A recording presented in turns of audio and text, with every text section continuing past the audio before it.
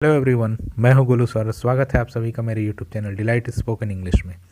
अगर आप मेरे चैनल पर नया हैं तो इसको सब्सक्राइब कर लें ताकि आपको इंपॉर्टेंट अपडेट्स मिलती रहें और अपने दोस्तों के साथ इसे ज़्यादा से ज़्यादा शेयर करें, वो भी उसका लाभ ले सके।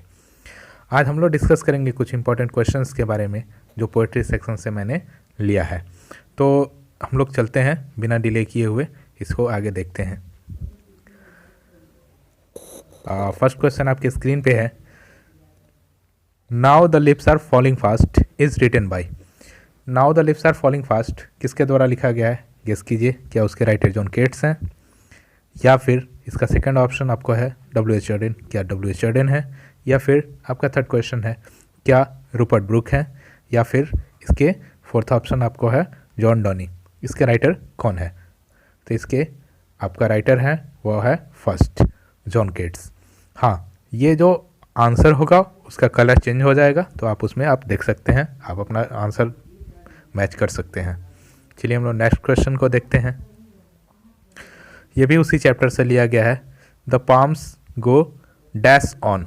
आप पाठ पढ़े होंगे तो पीछे आपने देखा होगा कि ये लाइन आपको देखने को मिला होगा, the palms go dash on. तो पाम्स मतलब जो हम लोग now the lips are falling fast में पढ़े थे, तो पाम क्या हो रहा था? वो चल रहा था, मतलब स्टैंडिंग था, या फिर हम लोगों का रनिंग था, या फिर हम लोगों का रोलिंग था, या फिर हम लोगों का लेइंग था। मतलब इसमें क्या आपको ऑप्शन आपने पढ़ा था? तो यहाँ पे हम लोग पढ़े थे कि the palms go rolling on, और हमारा करेक्ट आंसर होगा वो होगा सी। चलिए हम लोग नेक्स्ट क्वेश्चन देखते हैं। The travellers are we dash beings moving towards our death. ये भी हमारा उसी चैप्टर से है, now the lips are falling fast. इसमें करा कि ट्रेवलर्स है, वो किसको ट्रेवलर्स कहा गया है? एनिमल को ट्रेवलर्स कहा गया है, जो मतलब अपने डेथ के तरफ मूव कर रहे हैं बहुत तेज़ी से, या फिर ह्यूमन बीइंग को कहा गया है, या फिर हमारा रूलर को कहा गया है, या फिर हमारा अर्बन को कहा गया है। ये किसको कहा गया है? तो इसमें हमने देखा है कि travellers are we human beings, हम मनुष्य जो हैं वो ट्रेवलर्स हैं, इसीलिए हमारा करेक्ट आंसर होगा बी। नेक्स्ट क्वेश्चन है the falling of dash refer to the speedy arrival of death. मतलब किस चीज़ों की फॉलिंग जो है वो हमारे स्पीडर अराइवल ऑफ डेथ को दर्शाया गया है। पोयम में किस चीज़ों का गिरना जो है वो स्पीडी अराइवल ऑफ डेथ को दर्शाता है? तो लिप्स का गिरना स्पीडी अराइवल ऑफ डेथ को दर्शाता है, या फिर स्नोज का गिरना स्पीडी अराइवल ऑफ डेथ को दर्शाता है, या फिर हमारा हिल स्टॉर्म्स मतलब पत्थरों का गिरना, हिल स्टॉर्म्स का गिरना हमारा अराइवल को, डेथ को अराइवल को दर्शाता है, या फिर स्टोन्स को। तो आपने पढ़ा होगा कि पार्ट के नेम में ही क्लियर है, now the lips are falling fast, इसीलिए इसका हमारा करेक्ट आंसर होगा A. Now the lips are falling fast से ही है, the falling of lips refer to the speedy arrival of death. Next question है the dash has become dumb to see the leafless trees. उसमें हम लोग पढ़े थे कि कौन से ऐसे पक्षी की बात की गई थी जो कि लीफलेस ट्रीज को देख के डम्ब हो गई थी। क्या वो पिकॉक है? क्या वो पक्षी हमारा हेन है मतलब कौन सी बर्ड की उसमें तुलना की गई थी? हेन की, स्पैरो की, या फिर हमारा नाइटिंगल की। तो आपने पढ़ा था कि उसमें लेसन में हमने देखा था कि नाइटिंगल की बात की गई है, इसीलिए हमारा करेक्ट आंसर होगा वो होगा डी। अगला देखते हैं हम लोग। Dash waterfall could bless the travellers passing through dash way. अब यहाँ पे किस प्रकार के वाटरफॉल की बात की गई थी? उसमें वाइट वाटरफॉल की बात की गई थी, या फिर हमारा करा के रेड वाटरफॉल की बात की गई थी। मतलब ये भी हमारा उसी चैप्टर से क्वेश्चन लिया गया है। या फिर येलो वाटरफॉल की बात की गई थी, या फिर हमारा ग्रे वाटरफॉल की बात की गई थी। तो यहाँ करा कि white waterfall could bless the travellers passing through that way. यहाँ पे हमारा सही आंसर होगा वो होगा ए। नेक्स्ट क्वेश्चन देखते हैं। Trees said there leaves in dash. मतलब ट्रीज जो है वो कब अपने पत्तों को गिरा देते हैं? मतलब उनके पत्ते कब झड़ते हैं? विंटर में झड़ते हैं, या फिर करा कि ऑटम में उनके पत्ते गिर जाते हैं, या फिर रेन में गिरते हैं, या हमारा समर में गिरते हैं। तो वो किस समय आपके पत्ते गिरते हैं? तो इसमें से आप सही आंसर गेस कीजिए। तो आपने पढ़ा होगा कि हमारे ऑटम सीजन्स में उसके सही मतलब पत्ते सारे गिर जाते हैं, तो इसीलिए इसका करेक्ट आंसर होगा बी। हम लोग नेक्स्ट देखते हैं। डैश पर्सन्स आर ट्रेवलर्स, मतलब लेसन में किस पर्सन की बात की गई है जिनको ट्रेवलर्स के रूप में प्रदर्शित किया गया है। तो इसमें क्या वो हमारे यंग पर्सन्स हैं, उनको हमारे ट्रेवलर्स के रूप में प्रदर्शित किया गया है, या फिर ओल्ड पर्सन है उनको ट्रेवलर्स के रूप में प्रदर्शित किया गया है, या इंटेलिजेंट पर्सन है उनको ट्रेवलर्स के रूप में प्रदर्शित किया गया है, या फिर क्लेवर पर्सन है उनको ट्रेवलर्स के रूप में प्रदर्शित किया गया है। तो उसमें हमने पढ़ा था कि जितने भी यंग हैं वे बहुत तेज़ी से वो उनकी डेथ हो रही है, युवा अवस्था में ही वो काफ़ी जल्दी जल्दी लोगों की निधन हो रही है। इसीलिए इसमें हम लोग पढ़े थे कि यंग एज में ही यंग पर्सन्स को ही ट्रेवलर्स के रूप में दिया गया है। ट्रेवलर्स यहाँ पे one who is travelling to the last of his life, मतलब अपने जीवन की अंतिम यात्रा पे है, उनको यहाँ पे बात की गई थी। चलिए हम लोग देखते हैं।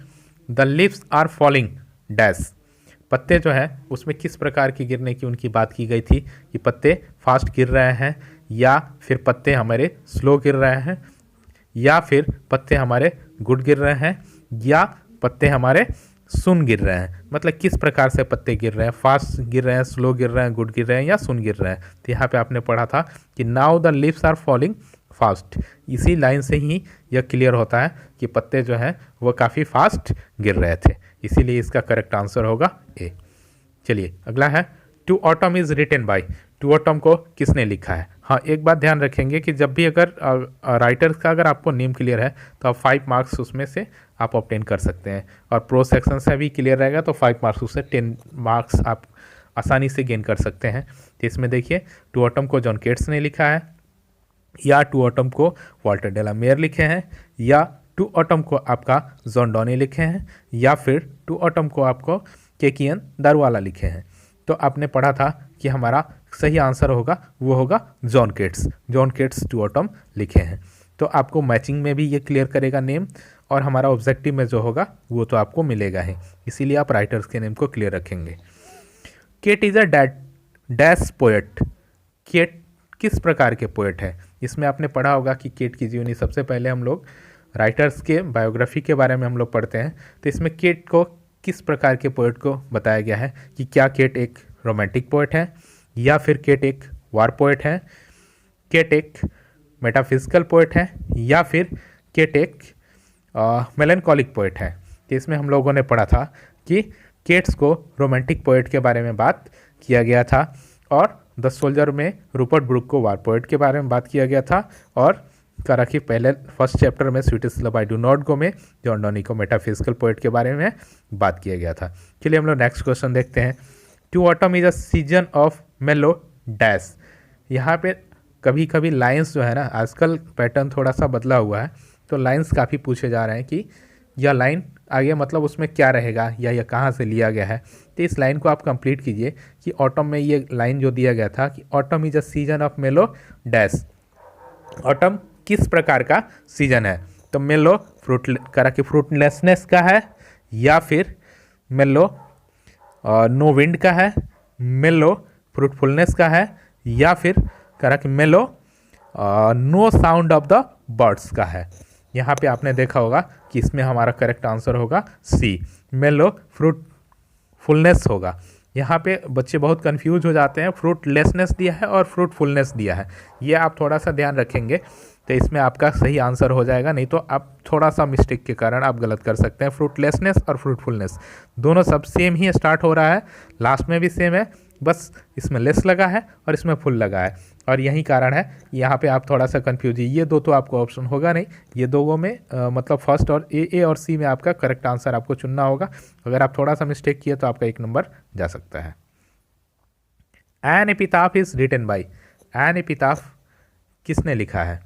तो यहाँ पे मैं बार बार कह रहा हूँ कि आप राइटर्स का ज़रूर से ज़रूर एकदम याद रखें, ताकि आप आसानी से 10 नंबर और प्लस ऑब्जेक्टिव में आपको मिल जाएगा। और इसमें भी आपको 10 नंबर तक आप मतलब उनके बायोग्राफी राइटर और उनके कुछ इंपॉर्टेंट फैक्ट्स हैं, उन्होंने क्या लिखा है, मतलब उनके इंपॉर्टेंट वर्क्स है, इससे आप पा सकते हैं सब मिला के प्रोज पोइट्री सब में।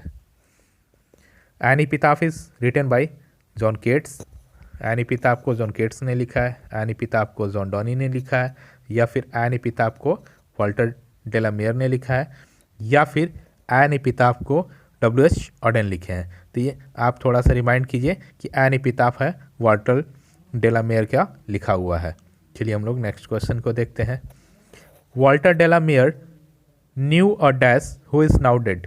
वाल्टर डेलामेयर किसको जानते थे कि जो अब नहीं है? क्या वो एक लेडी को जानते थे, या फिर क्या वो एक गर्ल को जानते थे, या फिर क्या वो एक बॉय को जानते थे, या क्या वो एक लॉर्ड को जानते थे? मतलब वाल्टर डेलामेयर किसको जानते थे जो अब नहीं रही? तो इसमें बात किया गया था कि वो एक लेडी को जानते थे और उसके कब्र की तरफ पॉइंट आउट करते हुए इन्होंने कहा है, तो इसीलिए इसका सही आंसर होगा A. The poet thinks that dash is not everlasting. Poet किसके बारे में सोचते हैं कि वो एवर लास्टिंग नहीं है? क्या वो लव है, या फिर क्या वो ब्यूटी के बारे में बात किए हैं, या क्रूएलिटी के बारे में बात किए हैं, या फिर अगलीनेस के बारे में बात किए हैं? किसके बारे में कहते हैं कि वो एवर लास्टिंग नहीं है, लॉन्ग लास्टिंग वो नहीं हो रहता है? तो उन्होंने कहा है कि beauty is not ever lasting, इसलिए इसका करेक्ट आंसर जो होगा वो होगा आपका बी। अगला क्वेश्चन हम लोग का देखना है। The poet feels that after his death nobody will dash her. Poet ऐसा फील करते हैं कि उनके मरने के बाद उस लेडी को, मतलब इसमें वो लेडी की बात की गई है, तो उसको कोई याद नहीं रखेगा कि इसमें कोई भूल नहीं जाएगा, या उसको कोई रिमेंबर नहीं करेगा, या फिर हमारा उसको कोई लव नहीं करेगा, या उसको कोई हेट नहीं करेगा। तो हम लोग पढ़े थे कि नो बॉडी विल रिमेंबर है, इसीलिए इसका करेक्ट आंसर होगा वो होगा B. The soldier is written by. Soldier को किसने लिखा है? तो सोल्जर क्या रूपर्ट ब्रूक लिखे हैं, क्या सोल्जर को कमला दास ने लिखा है, क्या सोल्जर को W.H. ऑडेन ने लिखा है, या क्या सोल्जर को जॉन डॉनी ने लिखा है? तो यहाँ हम लोग पढ़े थे कि सोल्जर जो है वो रूपर्ट ब्रूक ने लिखा है। और ये कैसा पोएट है, कैसे पोएट इनको कहा गया है? तो वार पोएट के रूप में कहा गया। और सोल्जर जो है वो कैसा पोएम है? तो सोल्जर, अगला क्वेश्चन आ ही गया आपको कि सोल्जर कैसा पोएम है। Soldier is a dash poem. Soldier कैसा पोएम है? तो सोल्जर लव पोएम है, या सोल्जर नेचर पोएम है, या सोल्जर हैप्पी पोएम है, या सोल्जर वार पोएम है? तो आपने देखा था कि रूपर्ट ब्रूक को वार पोएट के रूप में कहा गया है, तो इनकी जो लेखनी है वो वार पोएम है। Rupert Brooke speaks in the guise of an dash soldier. तो रूपर्ट ब्रूक जो है वो कहाँ के सोल्जर्स के रूप में है? तो एन अमेरिकन सोल्जर्स के रूप में है, यहाँ ब्रिटिश यूरोपियन सोल्जर्स के रूप में है, और इंग्लिश सोल्जर के रूप में है, या फिर आपके फ्रेंच सोल्जर के रूप में है। तो इनको, ये कहाँ के सोल्जर हैं, ये कहाँ के थे? तो हमने पढ़ा था चैप्टर में कि इनको इंग्लिश सोल्जर कहा गया था, और ये इंग्लैंड से बिलोंग करते थे, इसीलिए इनको इंग्लिश सोल्जर कहा गया। अब आप देखिएगा कि यहाँ इंग्लैंड तो है ही नहीं, तो फिर आप इंग्लिश, यहाँ पे इंग्लैंड जहाँ ऑप्शन देगा या फिर इंग्लिश देगा, वहाँ दोनों में से कोई आप एक लगा सकते हैं। इंग्लिश देगा तो इंग्लैंड नहीं देगा, इंग्लैंड देगा तो इंग्लिश नहीं देगा, इसलिए आप इंग्लिश लगा सकते हैं। चलिए आज के लिए बस इतना ही क्वेश्चन था, और हम लोग फिर नेक्स्ट चैप्टर में देखेंगे, नेक्स्ट वीडियो में देखेंगे कि कुछ इंपॉर्टेंट क्वेश्चंस आपके प्रोज सेक्शन से भी मिलेगा, पोएट्री सेक्शन से भी मिलेगा, और ये अगर इधर आप सीरीज़ को देख लेते हैं तो एक क्वेश्चन भी होगा वो आपके बाहर से नहीं आएगा। इसमें हम लोग ग्रामर के सेक्शंस को भी करेंगे, प्रोज पोएट्री और स्टोरी ऑफ इंग्लिश से भी करेंगे। इसीलिए आप डेली आपको एक एक वीडियो मिलेगा और आप उसको देखते रहिए, आपकी तैयारी पूरी हो जाएगी। देखने के लिए वीडियो को आपको बहुत बहुत धन्यवाद। अगर आप लाइक नहीं किए हों तो श्योर लाइक कर लें, और अपने दोस्तों के साथ भी इसे शेयर ज़रूर कर लें। Thank you.